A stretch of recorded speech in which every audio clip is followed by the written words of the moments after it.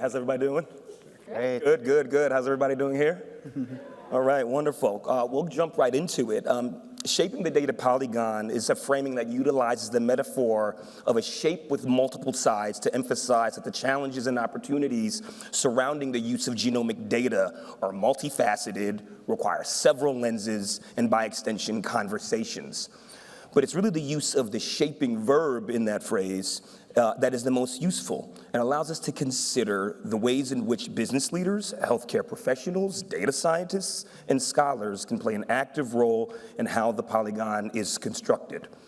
In the next 45 minutes, we hope to do just that with this esteemed panel of individuals, and I'm excited to see what we have to say. Now, we can think about this panel as being composed of any number of vertices, but I'll throw some things out there that we can kind of talk about and think about. Data sharing, data infrastructure, ethics, of course, data governance, data quality, storage, and security. And so my first question that I want everybody to address, do you think this shape, right, captures the challenges and opportunities surrounding the age of genomic science? And what is one area in particularly that you've spent a lot of time thinking about recently? And we'll start with you, Peter. So I think the idea of a multi-sided polygon is with all those dimensions, probably a couple more, is a great way of seeing this. Data, we all think of it as an ecosystem.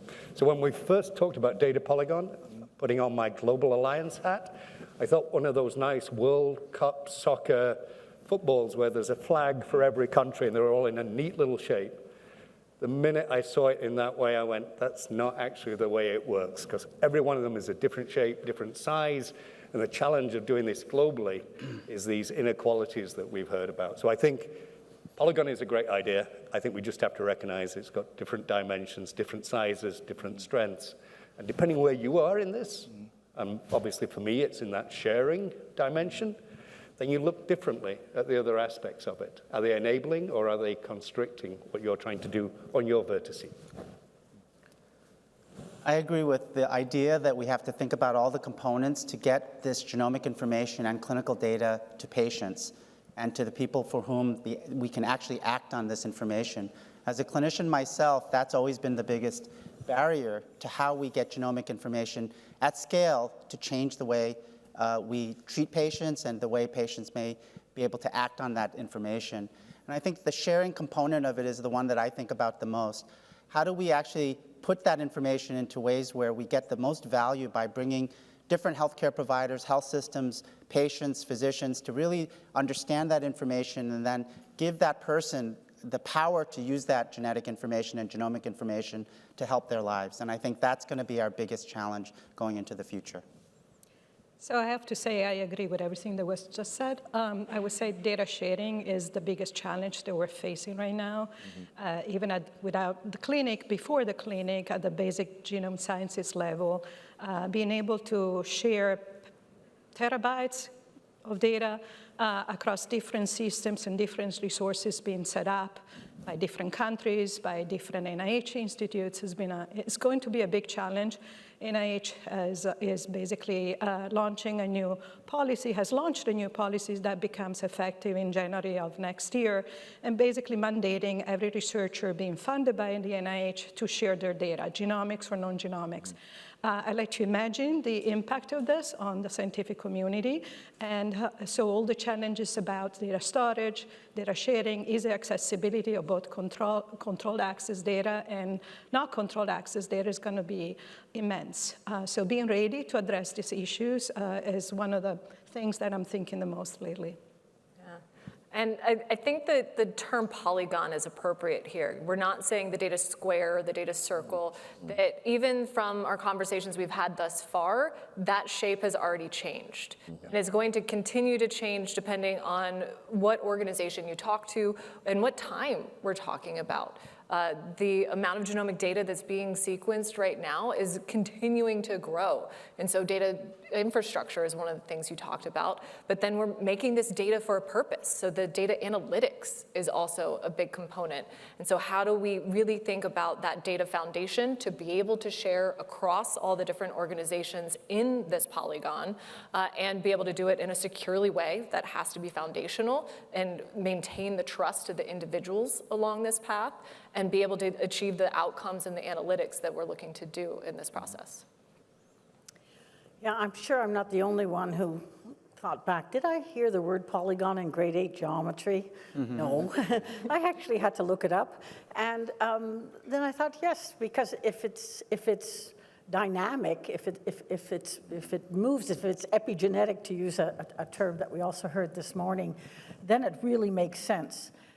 But to prepare for this meeting, I decided to go back and read the 2007 book of Michael Crichton, How Did People See Genetics at that time, in his book called Next. It was all genetic manipulation, genetic determinism. It was really scary stuff.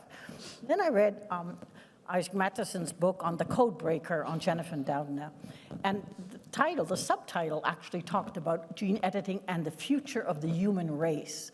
So if that's how genetics is portrayed, then trust is absolutely essential.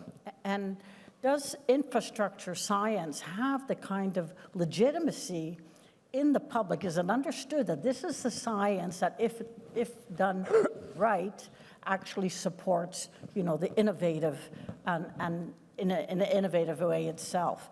So among the priorities on the vertices, as you call them, I think governance probably now, I used to spend a lot of time doing ethics codes, but I think governance will, and to be seen to be done and actually be done, will give us the trust that we need to move infrastructure, data sharing science forward. Thank you. My next question will be for you, Peter.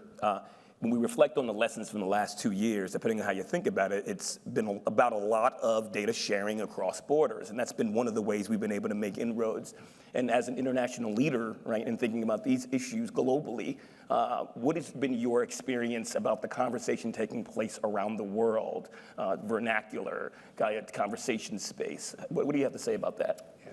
So, I mean, for many reasons, it has been both a scary and a restricting 2 years, but it's also created all kinds of leverage and potential for doing things differently, and the imperative to do it. And I think often the rate-limiting step in data sharing has not been technology, it's not been even security or privacy, it's incentive, it's imperative. And so I think what the pandemic has taught us more than anything else is why we should do it and the value of doing it, the danger of not doing it. But there's been a fundamental shift in the world we see in human genomics as we move from traditional research, where there's a strong legacy of sharing data, and it's relatively well organized, and we could probably all draw a similar polygon, into the world of healthcare, practicing healthcare, where every shape is different, it'd be 1,000 different shapes, and there's no tradition within healthcare of sharing data across institutions, even across the same city for you. And so I think where we're seeing now the big difference with the pandemic, it was bringing public health and surveillance to it. So a new dimension for us, different from surveillance sharing, pathogen lineage, versus combining host data, outcomes data, clinical phenotypic data, and doing meaningful research around the pathogen. That has not been as easy as sharing surveillance data.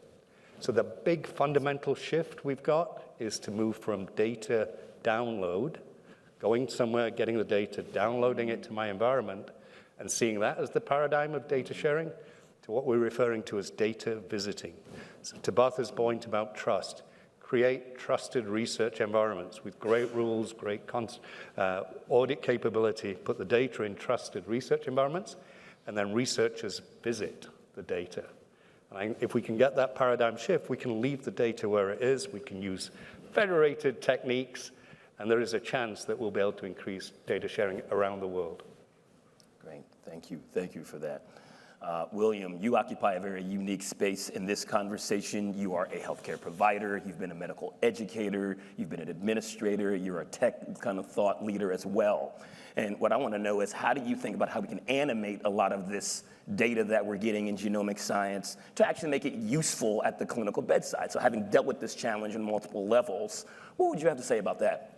I think Peter hit on a lot of important themes here, which is ultimately something we've also heard in the conference itself, which is, where is this data? What data are we actually talking about? I think there's a lot of discussion of these reams of genomic data that are maybe on a scientific level shareable, de-identified. But at the end of the day, I think, I'm a researcher myself, I think those opportunities continue to be really key to understanding what genomic information will be actionable on a population-wide scale. But the barrier that we've heard, I think, at this meeting over and over again is, how do we start to take those big visions and actually deliver it at the bedside? How are patients going to get information? How are physicians themselves barriers to this? And one of the things we've done at Semaphore, at my company, is to try to understand how we pull genomic information using exome and genome data and tying it to clinical outcomes and clinical data. You know, when I go into my practice and I see a patient, in the end, I sit there and I type in a note that is locked in this unstructured field where it is not relatable to almost any other data in that same medical record, and we have what is considered the state-of-the-art medical record system. What is all that data doing there, locked away from the value that we all recognize by learning these rare genetic variants? How do we actually link that to the clinical outcome and share it across multiple health systems? Well, we're not doing that at scale. And I think this is an enormous barrier that patients themselves want us to solve. Do I have an answer to this? I think the way to start is to work with health systems directly, one by one, tie those to the genetic information that we're pulling in from those health systems, and then to start to use the advanced analytics with privacy protections that I think are going to be key, but I think patients are really impatient to have that actually, for us to do that. Great, thank you for that. Moving on to you, Valentina. You are a pioneering first chief data officer at a really, really important central institution in how we think about genomic science. And so you've seen the development of this for quite some time. How do you feel like scientific institutions, governmental institutions in particular, have evolved to take on these challenges and these complex conversations? Yeah, I've seen pretty much the increase of importance of data and data management within NIH for the past 20 plus years. And there's been a lot of progress made into it. I think we still have a lot of challenges, which is about what is the proper infrastructure for supporting all the data, not just genomic data, but the phenotypic information and so on. One thing I really want to emphasize, which was mentioned by Lisa, is the need for analytics and tools and visualization tools to bring to researchers, to bring to clinicians, and really tools that can be used to really train the next generation of the workforce that can really become physicians or faculty members and so on, and so that we can keep on feeding the need of this field of genomics that can, as we know, has several applications. So that's, to me, one of the things that we really need to emphasize and spend more time on. Analytics, really leveraging the huge amount of data that we have, which is really not lacking, but what is lacking and is well known is really a commitment to analysis of all these data sets and sharing these tools more broadly across the community. Great, thank you for that. Moving on to you, Lisa, you're a bioinformatician by training, fellow. And now you've moved on to be a thought leader and a part of kind of a major institution, Amazon Services, that kind of has a large role in this sector. But you've taken on this mantle in this term, democratization, when it comes to this conversation. And I found that to be very, very intriguing. You want to define for us what that is, and then talk about how you animate that in your role, and how does that play out with Amazon?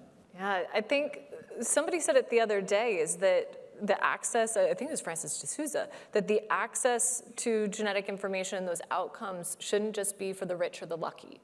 And I mean, Amazon Web Services, global footprint, scalable solutions. It addresses the ways that cloud computing and capabilities can address those needs from a technology standpoint. And then what Peter's doing from GA4GH and population sequencing, there are all these efforts underway of how we can work together as a community and as a society to make sure that what we're doing in this space is benefiting everybody. And that's really where that democratization comes in. Everything that we've done in terms of science is building upon each other. Everything that NIH funds, it's paper after paper, and the team science behind it. When's the last time you looked at a paper and it was just one institute or one researcher? It goes across all of these organizations, and so the sharing and the collaboration is needed in this space. So how can we continue to share and collaborate across industries, across global boundaries, to be able to learn from each other and support each other and accelerate that time to science, that time to discovery? So that's the area that we work in, that foundational layer, and with organizations to continue the innovation of how we can keep pushing forward for the thought leadership, for the implementation, but then also roll it out so that everybody benefits. Great, thank you for that. Bartha, so you're the sole legal, ethical scholar, professional kind of on the panel, and so of course I'm going to ask you all of the ethical and legal questions. You know what my fees are? No, jokes aside. I once heard this phrase when it comes to the way ethics and legal things play out in genomics. It says that the ethical discussion is chasing the technology, and the legal discussion is chasing the ethical discussion. Right? Are there infrastructural ways we can kind of change that arrangement between kind of the technology, the ethics, and the law? What are some comments you have about that arrangement?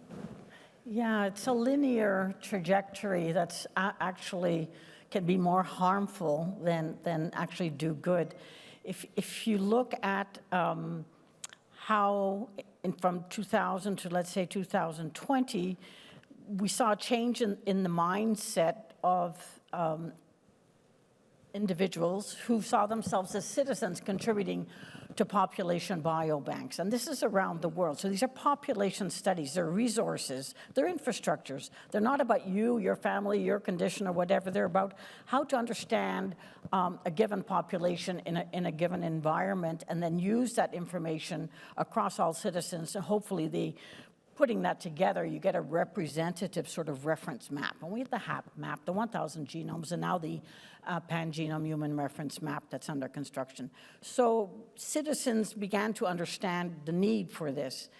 The final frontier, however, is the patient, the clinical records, the manifestation of a given condition in a certain environment.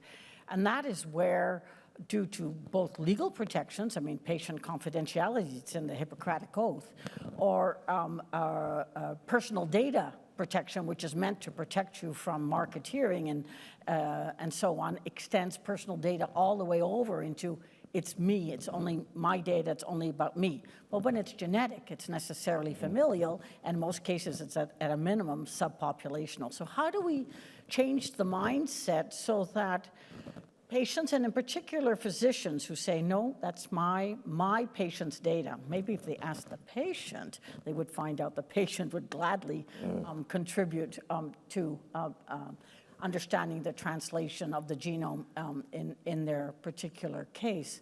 So that linear thing, I think, is the only way to undo it is to sort of explode it up, and simply say, why don't we say we are going to get your trust, obtain your trust by you telling us how you think you would feel most at ease with these, contributing your clinical data together with the genomic data, together with that of other citizens too, and so on. And I think we need to look at some sort of anticipatory governance approaches, some reflexive, something flexible. Law is, very linear. Ethics is often high level, and people don't see themselves necessarily in the convoluted language of laws or in the more philosophical language of ethics. But when you talk about their medical data, they see themselves. So I think on the whole, they can be asked to contribute to something that they understand and where they have trust that it's governed because it's been thought of ahead of time, not in reaction to. So if I may follow up on that, so and one of the things I know you studied extensively is informed consent, right, as our ethical framework for thinking about these sorts of issues. Medically, historically, that's what we've used. So do you think that's compatible with the shape of the problems now, or do you think we need to be doing something different? Oh boy, informed consent. Clinical trials, everyone would know that some of these forms run to 27 pages. They're full of legalese. It's protectionist language. How do I not get sued? That's what it is. And it's not, and people forget within a couple of months what they've signed. So how can we make informed consent, whether in clinical trials, which can be kind of invasive and dangerous and so on, they're not, a simple blood sample, how we can make informed consent from that very more invasive to the more populational, simple, few drops of blood on a Guthrie card, all the way to the patient contributing their leftover residual blood samples or biopsies and so on to science. Informed consent should be simple. And we found out in some work in our center that when you do something online, so it's visual, people can do it at home, it's not this paper stuff, the attention span is 1 minute and 12 seconds. So how do we make informed consent meaningful? How do we not add all kinds of clauses that are complicated and meaningless, such as you can never use this for a commercial product? Well, how are you going to get a test or a device, or how are you going to? There are things in there that are ridiculous, they're too long, they're not meaningful, and I think we need to develop new models of how we want to do this. Excellent. Just to follow up on that, in the middle of the pandemic in New York, we had to shut down our cancer research program, and we had all these research staff that couldn't do our clinical trials. They shifted to all the COVID studies that we were doing, and suddenly everything was happening much faster. So we asked the question, why does it take so long to get a cancer trial through? Why are there so many barriers to speeding this? Like for a cancer patient, it's their life and death. That's the way they view it. And it's exactly, when I started out 20 years ago, most consent forms were like 2 or 3 pages for very significant interventions. And the pendulum has clearly swung. And the question is there a right road, especially with modern technology, especially with genomic information, where most patients need guidance. They want to understand. They want to really participate, but I think our systems are very archaic, maybe just like our education system, right? They're stuck in an era where most of my patients will say, what do you think about this, Dr. O? And I think we have to get to a level of educating physicians, but also health systems to be partners in this place, because this is where patients are getting their care. Right. So to throw in another part there, there's people, process, and platform. And the governance layer is so much about the people. What is it that is back to the ethics component? What should be done? How should it be done? Who should be considering in this, and protect vulnerable populations, underrepresented populations as well. So there's absolutely the people. And then the process goes back to governance as well. How do you implement it? The technology, I would say, is there.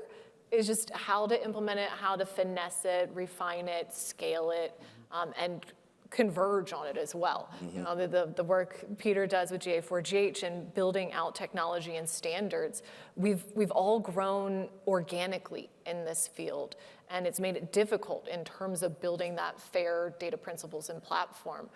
And so the technology's there for any individual group, but how do we think about bringing that together to help the more holistic group as well, and have the governance on top of it to ensure that it's done properly over time, not just for today, but where we want it to go.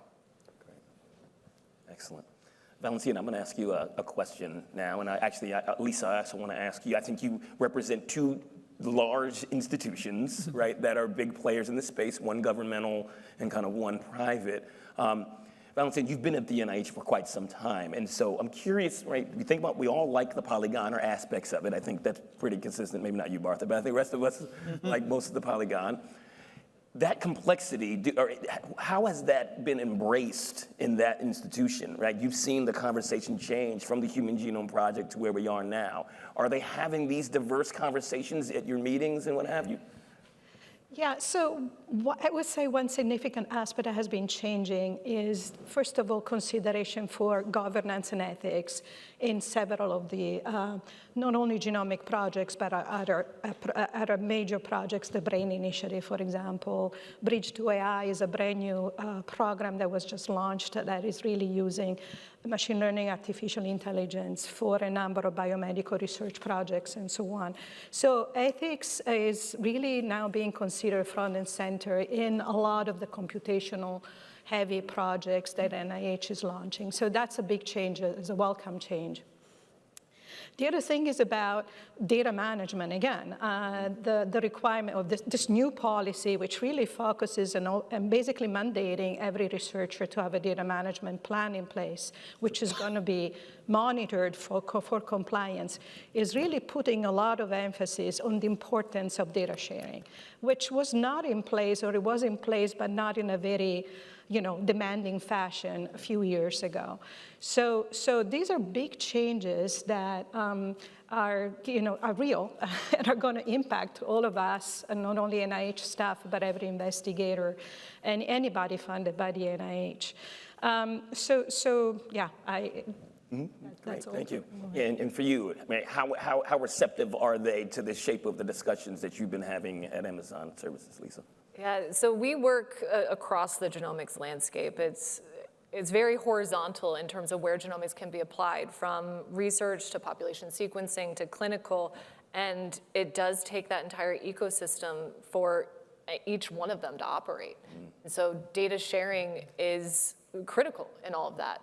For the pharmaceutical organizations to understand what populations are needed, what biomarkers are present, what targets to build drugs discovery around, all of that needs to make sure it has a market on the back end and is dependent upon real-world data, real-world evidence. And so then bringing that back into a clinical trial. So the ins and outs of how pharma operates is heavily reliant on the clinical landscape, and vice versa.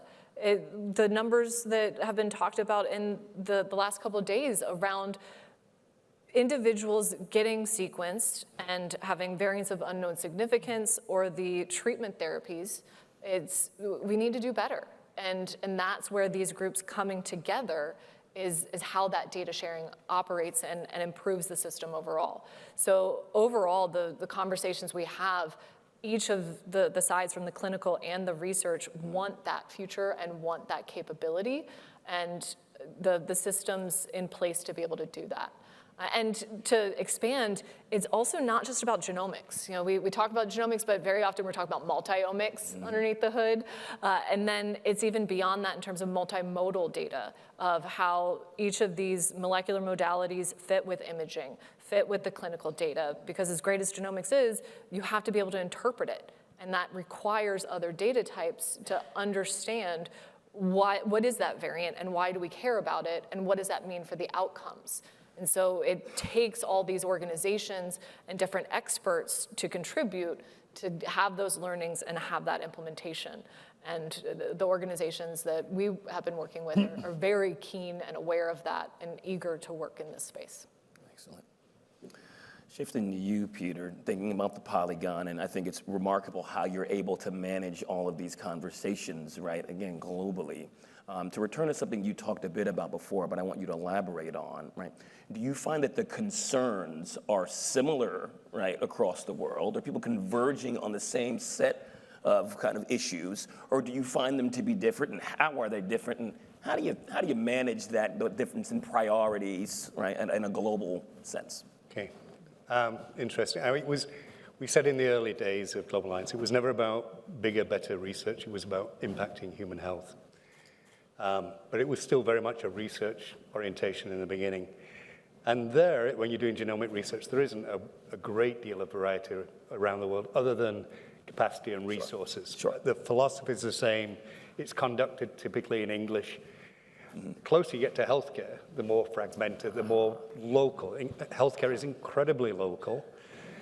So I think as we've gone through that journey, there are differences. Anna Middleton's work on the willingness of citizens to share their genomic and health data shows big differences between countries, typically related to how much a population trusts its leaders, its politicians, its insurance companies. So we see big differences across the world, but we also see almost everywhere people are more willing to share their doctor with their trusted physician than a researcher that they don't know in another country. So there is that local trust element. When we check in with patients, rare disease and cancer in particular, there's an even higher willingness to share their data because they actually never want another family or another human being to go through what they've done. And I think patients generally, particularly cancer rare disease, are furious when they hear that we don't share data and some of the reasons that we don't share data. So I think that there are differences across the world. I think often if we can get to the right people and build trust in a country, you can't do it from US, from Canada, from UK. You can't push this out. You've got to listen. You've got to go to the country. You've got to be invited in. You've got to build the trust. And I think if we can do that, particularly in places like Africa, get away from the concept of extractive helicopter science. We're going to get the data and we pull it back. Go and build capacity, go and invest, and create this global community. But I can tell you it's 1,000 times easier on the genomic research side than it is on the health data. And that's where most of the big issues are, that we need AI because clinical and phenotypic data is big, but it's also really messy and inconsistent. So genomics is relatively straightforward. Excellent, thank you. To you, William. I think one of the things that's unique about your career is the way you've managed and operated in several corners of this world. But you are a healthcare provider. And I think one of the things we take for granted is that even providers of healthcare aren't really familiar with this technology. And they certainly don't know what the nuances mean. And they certainly don't know how to take that information and translate it in conversation in that few-minute interaction between healthcare provider and patient. This is obviously something you've thought about. What are some ways we can actually improve, the understanding at the level of the healthcare provider? Right. Busy doctors want, red, yellow, and green. What do I do about this information? And of course, you cannot distill even the state of the science with genomic medicine to a red, yellow, and green single picture. And part of this challenge, and you heard it on the first panel and throughout this meeting, is how do we start to educate providers in this regard?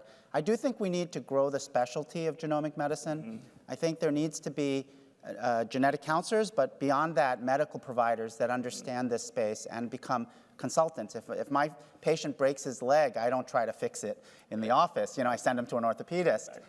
So it is an area of medicine that needs to expand. But I think the other part is we're all busy. There's a lot of health issues. Bringing this complex new area requires something that we've all hinted at but haven't really defined well, and that's the use of machine learning and AI to create algorithms that give information. Maybe it's not just a color. Right. Maybe it is recommendations that are more algorithmic, that pull together complex genomic information and clinical data and other omics into a form that starts to guide clinicians into the right direction. People are always using, I like to say that unfortunately the only computer that synthesizes all the information from my individual patient is me. And as I get older, I worry about that because why do we not have better tools to integrate all of this information, particularly in the genomic era? And that's why a lot of this information is not being used at all. So I do think the future is in algorithms that help direct the patient's care at the individual level. Can I ask a question? Please. Do you think that the clinicians will use this machine learning AI tools to make decisions, that they will just basically not trust them because they're considered black boxes, right? The usual criticism for those methods, right? What do you think? Clinicians are already using some of these algorithms that come from, commercially available genomic tools that give them a number. It's not quite like, an oncotype test would be a good example of that. That's a standard of care where a set of genetic information is provided to a breast cancer provider to help decide whether a woman should get chemotherapy or not. So I think again, I think Eric Topol hit the nail on the head. How much data do we need? And how can we scale it faster than we're doing now?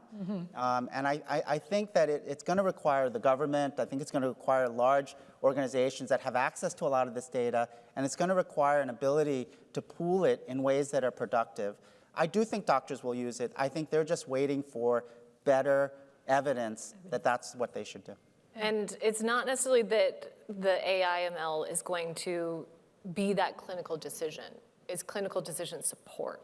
And so how can we provide the algorithms and capabilities that in an image that the machine learning is able to circle the tumor boundary, to be able to label the different morphologies in digital pathology, to be able to give as much insight as possible in an automated fashion that they can then infer and learn from. And I think that's where we're at today. It's probably going to evolve and become more complex and hopefully more simple over time and more informed, but it's going to be a process. I don't think that the clinician will ever be out of the picture. I don't think that's what people want. It's more so how can we provide as much information and knowledge as possible so that they can confidently make that decision. And that's where the AI/ML and the black box question comes into play is what is their confidence level in being able to trust it and compared to what they know. Because back to the democratization, if you're going to a local clinic and they haven't seen something like this before, they're not going to necessarily be confident in it, as opposed to somebody in an expert center. And so how can they leverage any of the learnings from that expert center locally, and then hopefully have a reach out or some kind of community forum to cross-check what they have. So it's back to that whole polygon of the people involved in this process as well. I think there's an issue of data literacy because if I'm involved in a polygenic risk score using a genomic test as part of medical records as well, and you say it's a polygenic risk score, it's a category, it's not a diagnosis, and whether it's public physicians, patients, or whatever, they see it as a result. So we need to start not only on the genomic, in quotes, integration into medical education, but also generally in the public itself. So that really concerns me because there will be trust if the governance is there. There will be participation if they see the science as of quality and accurate, but there should also be feedback loops. There should be feedback loops that if you contribute to research, okay, maybe you won't immediately benefit, but maybe your children will or someone else in your community will. And if there's these feedback loops back to medicine, I think we do a lot better. And I wanted to bring up, for these feedback loops are so important because if we change the language from, individual rights versus, public health emergencies where suddenly everybody becomes important till we go back to non-pandemic life, and then it's me and myself. And I think if we use a language that other countries can also, that resonates with other countries, so that we have the proper reference maps that we need that are truly diverse and representative of modern heterogeneous societies, then we can realize the human rights framework. And human rights are above countries and their systems and local ethics or Western ethics or whatever ethics, and they're universal. So if you take the right to benefit from science, you take the right to the highest attainable state of health possible, and you take the right to non-discrimination, recognized by over 200 countries and signed and ratified, you've got pretty powerful tools to call government to action, because you can legally hold your country accountable for those rights. Great. Excellent, excellent. I'm glad you mentioned polygenic risk scores, and we'll kind of use a metaphor there. And in some ways, it's trying to shrink a complicated problem into something tangible and simple that people can understand. And here we've talked about this polygon, right, which is attempting to serve as some kind of an anchor to think about a very complicated problem similarly. And I'm a science fiction fan, as a lot of you know, so this last question I'm going to ask everyone will be kind of related to what we heard this morning. In this world where you had infinite resources, define them however you want to, okay? And thinking about this polygon that we've used to anchor this conversation, what would be the thing that you would do, right, to add clarity to solve some of the problems that you work on. Okay? And you're next to me, Peter, so I'm going to have to start with you. So my flip answer is I'd fund a global organization committed to interoperability and standards development, but it's a little self-serving. But funders on. But I think when we prepped that question, I looked at it and thought, we've made such changes in the last decade, right? When we first started GeoProject, there was almost no genomic data in the cloud. Now cloud is almost a first-line storage and analytics approach. Though we had a very linear approach to research. It came from basic research to translational to clinical, and 17 years later it becomes healthcare. And we've now got the concept of a learning health system. But when I think about all of those and think about infinite resources, I'm still coming back to this thing that we've got to build trust and we've got to build incentive, because it's not about bigger technology or bigger systems or more processes and more protocols. It's trust, and it's creating that incentive for people to share. And I think if we can leverage off the pandemic and get people to recognize that 20 million lost lives is unacceptable, and therefore, whether it's preparing for the next pandemic or dealing with rare disease in multiple settings, or cancer across the world, then it's motivating people and it's building trust. How I get infinite resources to do that, I have no idea. Great. Let's keep that going for everyone, just a minute or so. Yeah, I would agree. Of course, trust is the key, and it's really to address it in two different ways. One is health equity, and the other is education. I think trust gets at the core of why there are health inequities about who's getting this genomic testing. We know in cancer and rare disease, in many settings, these advances have actually increased inequities, not decreased them. So I think that the one way to this is something that has come up on many of these panels, which is to educate both the individual, I won't call them patients because they're not patients yet, but the individual and their providers, the people they trust, the doctors and the healthcare providers, genetic counselors, et cetera. So I think a broad educational program making sure that you address health equity. I'm going to say a couple of things. One is about, to improve trust, is about having maybe privacy-enhancing technologies that really allows computation on encrypted data sets, right? So having strong technologies, reliable technologies that do that, I think that would be tremendous. The other one that hasn't come up yet, but is important, is about standardizing the metadata, the information, and so on, so that it would allow for better queries across different systems, the same semantics, and so on. So I would say, especially for the second one, if I had infinite resources, I would spend a lot of time recruiting curators to have better quality data that people can use for research. Man, so when you first asked the question, I was also leaning into the health equity and inclusion. But since I feel like that's been covered pretty well, I'm just going to echo on that too. I would say that there are two main components here. One is to be able to deliver the care and the best practices that we have today so that everybody can benefit. But then the other is to be able to continually improve upon what we have today to improve the outcomes of everybody in the future. And so with that, there needs to be health equity and inclusion and the trust of the individuals to meet them where they're at and make sure everybody's coming along on that journey.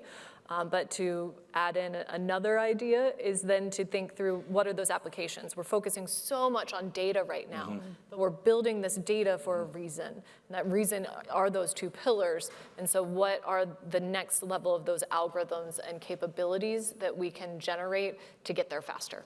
Great. And Bertha, in the last minute. I'd like to pick up on the two pillars.